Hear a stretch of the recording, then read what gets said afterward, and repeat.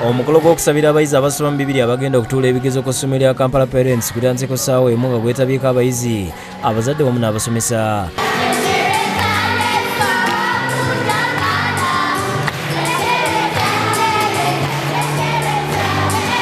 Gukoledde omumyuka wa Ssaabalabizi Bishop Hannington Mutebi ng'ono akubiriza abazadde obuteemulugunya kubasiga ensigo mu baana kubanga bye babasigamu era bye bakungulamu. Abamu bagenda okusiga ensigo nga bakaaba, naye omuntu tayinza kukungula nga teyasiga.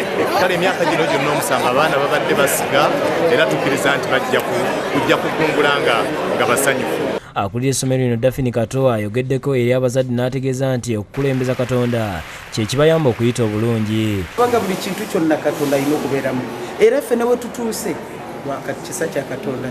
So ffe ekyokusaba ekyo tebakitukubira kintu kye tulina okukola buli mwaka. Baabasiraamu empigi balombedde abayizi abagenda okutuula ebigezo dduwa Allah basobozesa okuyitira waggulu ng'omukolo gubadde ku ssomero lya Omar Junior School.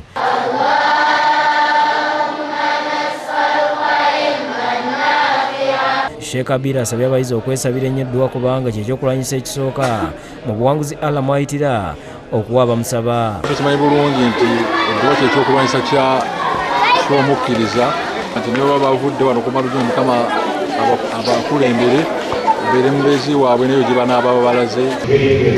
Ate abazadde mu ssomero lya gavumenti erya Kasawo SS mu disitulikiti y'e Mukono bawanjagidde gavumenti ebakwasizeeko mu kuzimba ekizimbe abayizi mu basomera amasomo ga saayansi kiyitira laboratory. Basoose mu lukiiko era nga abazadde beekolamu omulimu ne basoma omusingi gw'ekizimbe kino era nga batandikako ne ku mulimu gw'okuzimba wabula nga ssente za sementi n'ebikozesebwa ebirala zibe ku byempi. Ssentebe w'olukiiko lw'abazadde Haji Ahmed Kakande agambye nti laboratory eriwo yazimbibwa emyaka 4 emabega. Nkadde nnyo kyetufudde tulabanga board n'abazadde okulaba nti no tufuna laabu eno era nga tusaba ne ministry tuyambe ne ku renovatinga ku nkadde kubanga ebintu bingi nnyo ebyetaagisibwa mu byo.